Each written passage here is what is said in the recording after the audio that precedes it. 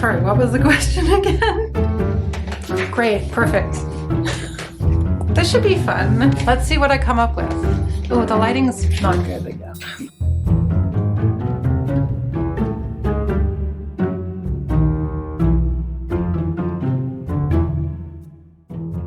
Hi, everyone. I'm here to talk about my rating system. Boy, this is gonna be something else. What's with the lighting? Okay, I just have to, I know we apologize every time for the lighting in these videos, but the lighting's not gonna be great. I'm sorry, it's the afternoon. What can I say? It comes and goes.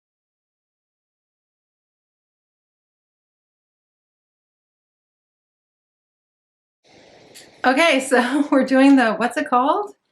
The ratings and reviews book tag? I think that's what it's called. I was tagged by Rosie. I will link her channel below, and I guess I'll try to find the original creators of this tag and I'll link them below as well. She very sweetly tagged me, and to be honest, Rosie, if you're watching this, I didn't see that I was tagged. I don't know. I apologize. It only was because I happened to watch this on your channel that I knew that I was tagged. So yeah. Oh, I know. Why? Well, so what's the point in tagging people if you don't get a notification when you're tagged? There's something seriously wrong with the software. I'm serious. How are you supposed to know? I guess you only know if you watch the person's channel. The first part of this is to tag other people. So I'm going to tag, hey everyone, it's Editing Jess. I'm here to mention the people that I tagged: Annie McNulty, and Noelle from Noelle's 7 Pages, and Brittany from Literally Smitten. Can't wait to hear your answers on this, and looking forward to our first book for the Found in Translation book club. I'll link the information below about the book club as well. Anyway, gotta get back to editing the video. Okay, so what's the first question? This is gonna be a gong show, everybody. If you've been watching my channel at all, you know that I have trouble with ratings. Okay. Ratings and reviews. Here we go. Pom, pom, pom. So how do you know if you finished a good book? Is it a thinking or a feeling response? Oh boy. Well, how do I know if I finished a good book? So I usually know that I'm reading a good book while I'm reading it. Not even when I finished it. Because I get some kind of, I don't know, I get an internal alarm bell that goes off and it says, this is a great book. I don't know if that's a thinking thing or a feeling thing. I do have an analytical, I definitely have an analytical way of thinking about reading while I'm reading, because I am looking at the construction of the story as I'm reading. It's involuntary, what can I say? It's subconscious that I have, I am looking at the structure. So there are a couple of things, and I think it'll come up in the questions, but there are definitely a couple of things that I'm looking for in a book, that if it's more like if those things are missing, then I'm like, I'm not sure this is such a good book. Let's see where it goes and see how it ends. Let's not give up on it. So I guess it's a thinking thing. I mean, the fact that I said I'm really analytical, I guess it really is a thinking thing. But then when I know it's a great book is when that exists, and then I start crying or something, or I start getting really anxious for one of the characters, then I know it's a really great book. So of course it's a combination of both of those things. I suppose it's true that I could have the feeling like this is going to be a great book and then I change my mind. But if it's a really great book, then that feeling doesn't go away. That's not a feeling. The thought doesn't go away. What complicated question. Thoughts and feelings. I would say it's a combination of the two. So number 2, when you begin to form your review rating, what is the first question you ask yourself? So I think this is a good question because it's only recently that I've been pushing myself to do more reviewing. I was actually very uncomfortable when I started this YouTube channel with the wrap up. I enjoyed doing the TBRs and the book hauls, but then when it came to the wrap-ups, I really struggled to figure out how to express my opinions about the books that I had read. And doing that on a monthly basis, I still get a little bit more concerned or conscientious when I try to figure out how to explain or express or rate a book. So the first question that I've been asking myself, if it's a book that I loved or a book that I really liked, I always ask myself the first question is, what did I love about this book? So that makes it easy. And I guess the alternative would be, what did I hate about this book? I usually start there.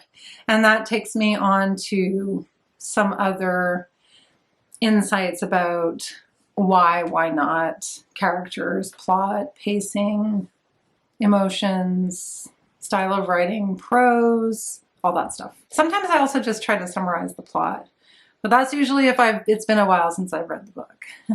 So then I try to remember how I felt about it. But usually if I know that I really liked a book, or if I know that I really disliked a book, I'll start with the reasons why I felt that way. Question is, do you do star ratings? Why not? And then you go on to answer a certain amount of, or certain follow-up questions if you answer yes, and certain follow-up questions if you answer no. And I'm going to buck the trend and say, maybe, sometimes, sort of. Ouch. Maybe what I would say is I am developing my own way of rating books, because I do understand the benefit of having ratings, particularly for books that are lesser known, that are really good, that you want to get higher profiled. And it just seems like it's a language of communication within the book community, and it's a language of communication in the world right now where we have to rate everything 1 star, 2 star, 5 star, whatever. And so because I want to be part of the conversation, yes, I will participate in the ratings to a certain extent. But here's my beef. My problem is I really dislike a 3-star rating or the idea of a middle rating, because I think what's disappointing about that is that then those books don't get discussed at all. I just think they get forgotten. I think they get lost in the fray. So you don't have a really high rating and you don't have a really low rating for a book, so people just don't talk about it. If it's a high rated book, everybody wants to read it, everybody wants to talk about it, it gets well promoted. If it's a low rated book, everybody wants to read it and see if they hated it too. And then if it's a mid-range rating book, it's like, meh. Anyway, so if I had a rating system, I would only have 3 stars. And they would be, maybe I would have 4 stars because I don't like the 3-star rating. They would basically be a very high rating, an almost high rating, so a 4 and a 5, and then a 2 for a book that I did not DNF for whatever reason. I just decided to keep reading it but really disliked it. And then a 1 for something that I guess I hated so much I DNF'd it. I guess that's an explanation of how my ratings would work if I did ratings. I stay clear of 3s. And it's funny because for those of you who've been around my channel for a while, you'll know I'm a teacher. And as a teacher, we have to evaluate students all the time. So it gets really, really tricky sometimes when you're giving evaluations. And so what I do when I do my evaluations of books is I try to think about all the different elements in a book that I would evaluate, which is the same thing I do when I create a rubric for when I'm evaluating students. So yeah, I have this kind of analytical way of thinking about it if I have to do an evaluation. But yeah, I don't like it. I dislike evaluating my students, and I dislike evaluating books. I think that books are more complex than a 5-star rating system. And that's why I have a problem with it. But I also understand the usefulness in this capitalist consumer society where we have to give these ratings to books, and otherwise it's hard to digest. It's an attention span problem. So if I answered no, which I kind of did answer no, then what language do you use to convey the quality of a book in your reviews? And does this form an informal rating or a ranking? I mean, I think I mostly answered that. Informal rating or ranking. The kind of language that I use would be terrible or amazing. Every book is unique. Every book is special. Every book has its flaws. I really don't think there's a perfect book. I didn't finish the B part of, is your star rating consistent? I.e., are all of your 5-star books better than all your 4-star books? Yes. I would say so. Consistent to me. Oh, over time, do my ratings change? Oh, I see. Well, I'm very reluctant to rate books right away after I read them. I actually don't like to give them a rating until time has passed. And there are some cases, there are actually 2 books that I read this year that I just can't decide what they should be rated, and I feel that I need to reread them. to really decide. So that should tell you something. Like, I do think it's complicated and complex, and I don't, yeah, it's hard to commit. So I would say that it is consistent, but I do spend a lot of time thinking about whether a book should get a rating of a 4 or a 5, and I very generally don't give 3s.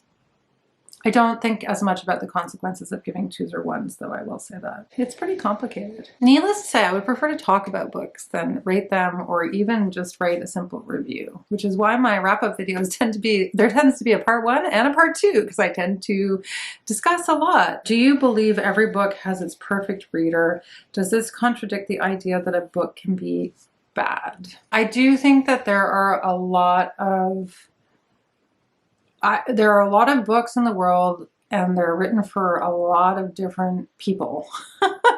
Yeah, I don't know about perfect. The use of the word perfect is a little throwing me off a little bit, but I do think that every book has a reader, yes. I do think that for every book, there is someone who might appreciate part of it or some of it, perhaps not all of it. So not the perfect reader necessarily, but I think every book has its audience. Yes. And does that mean that there are still bad books? Yes, there are still bad books. There are still bad books. It doesn't mean that there isn't someone who would read it. I don't like the idea of bad and good anyway. There's a wider good and a bad, right? There's a wider socially good and bad, and then there's like a personal good and bad. And I think if you're talking about personal good and bad, absolutely, there's a perfect reader for every book. But if you're talking about social good and bad, but I'm also not into censorship. I don't think books should be censored. I think books should be discussed, not censored. Yeah, you can make a whole video just about this one question.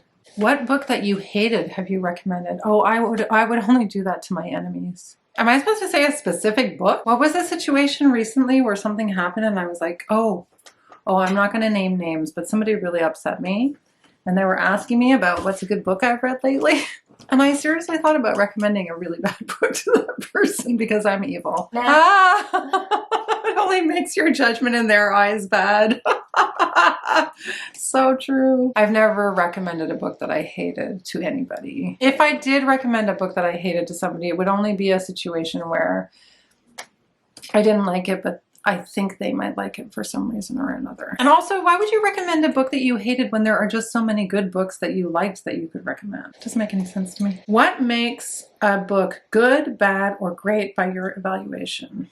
Bad writing makes a book bad, by my evaluation. I cannot tolerate reading a book that's poorly written. I cannot tolerate reading a book that is really boring. I know that a lot of people think classics are boring and think that books that are long or descriptive are boring, but that's not me. I don't find description boring if it's well written.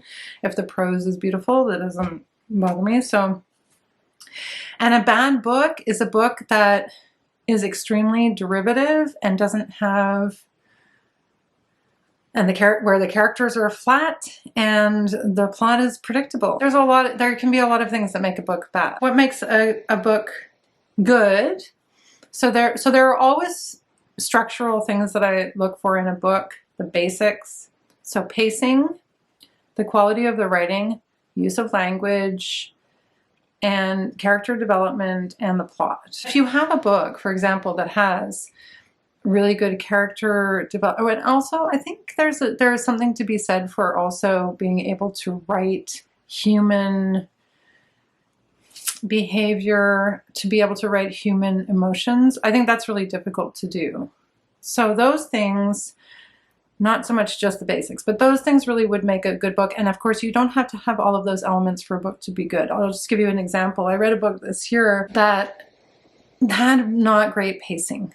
It's like it was a thriller, and the pacing of the book near the end was just not good. But the other elements were there. So the character development, the plot.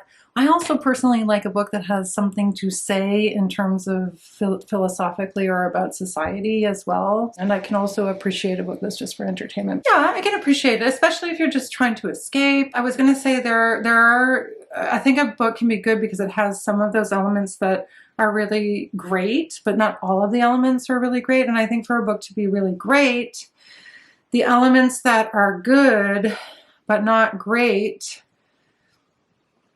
the great elements outweigh or make up for, like you could read a book that just like it has really bad pacing and it doesn't have a great plot, but the characters are so amazing, or its commentary is so interesting, or the style of writing is so different and unique and interesting that it makes you think. I think a great book for me is a book that makes me think, or why I learn something. So I learn something about the world, or I learn something about a character's point of view that I've never experienced, or a lifestyle that I've never lived, and learn something through reading. So not to be all heavy, but if I can't walk away and have had that kind of an impact on me, then it's hard for me to say that a book is great. You are trying to have some kind of personal growth through the experience of reading. So for me, it's like, and I don't mean that in a self-help way, I mean it in a way of like, wow, I never thought about the world that way, or that's making me think about something that I haven't thought that way about before. When evaluating the quality of a book, do you have specific criteria or aspects of the book, such as character development, that you consider? Yeah, I kind of just answered that. So that's the first part of this question. Yeah, I do have specific things, like when I sit down to do a review, I literally evaluate the pacing, the characterization, the plot, and the prose. Those are really the four things that I tend to look at specifically. So yes, and those are the four criteria. Does this change if you are writing an in-depth review versus just thinking about the book for enjoyment? I mean, it's really hard for me not to have those things top of mind. I just think you notice those things if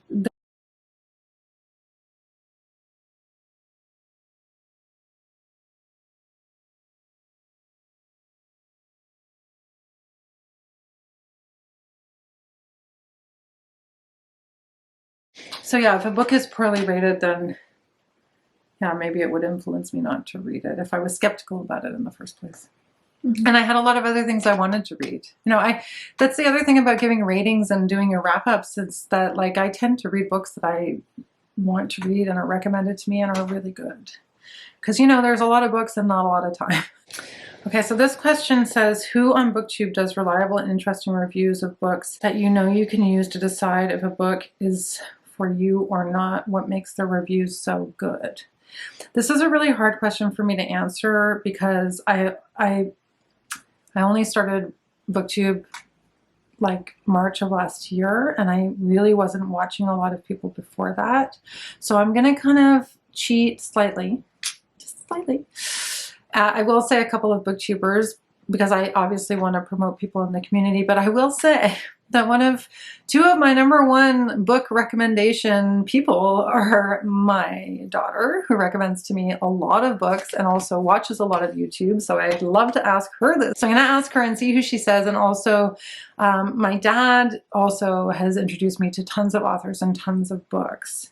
And some friends. So non-BookTube people tend to be people who I listen to, and it's not at all to discount YouTubers, because I do look at YouTubers for different recommendations. So for myself, I'm gonna look at who I subscribe to and tell you who I really... So I know she's incredibly popular, but Kayla from Books and Lala, I tend to follow her recommendations. It was through her that I read Bunny, which really is one of my favorite books. Another person, I watch Eric Carl Anderson's channel a lot. He usually introduces me to books that I haven't heard about before. Claire reads books. I think many people on YouTube take her recommendations. And the last really good book that I read, Astra, was recommended on Rick McDonnell's channel. And so I'll be following his recommendations as well. Kate File is my daughter's recommendation. Does those booktubers use different language than you to evaluate and review the overall quality of a book? I think those other booktubers, I can't speak for my daughter's choice there, but I think those other booktubers are just more articulate than I am. And that they perhaps are a little bit more organized when they get on their channels. And I do find that, I think they do, maybe because they've been at it for longer than I have, I do think that they have a little bit of a wider vocabulary for talking about books. Maybe I'm being too hard on myself. Yeah. I think one of the reasons why I like to watch their reviews is because of the quality of their language in reviewing books. So my compliments. booktubers. Do you rate books? If so, how do you rate books?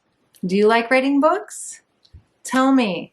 Tell me what you like to see in a book review, and tell me if you like ratings or not. Comments, please. Thanks, Rosie, for tagging me. I'm going to try to do your other tag that you created, your original tag about bookish resolutions, next week. Bye.